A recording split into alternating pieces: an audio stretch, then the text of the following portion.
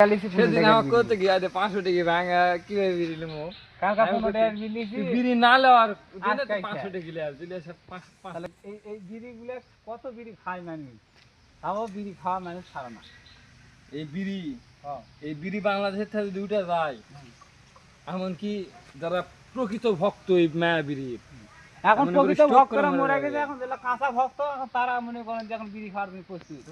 জীবন যুবক চালালে ছেলেপেলে বিড়ি একটা খাওয়া বিড়ি বাঁচা খাচ্ছে লাগবে। টাকার জ্বালায়, কারণ বিড়ির দাম বেশি আছে। হ্যাঁ, একটা বিড়ির দাম 1 টাকা, আগে ছিল 5 টাকা প্যাকেট, 12.5 আনা করে পড়ছে দাম, আর এখন পড়ছে 1 টাকা পিস, এখন এক প্যাকেট বিড়ির দাম কত কদিন?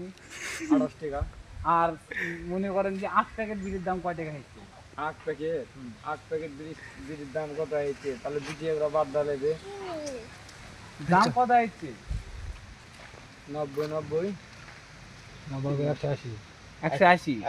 আর খোলা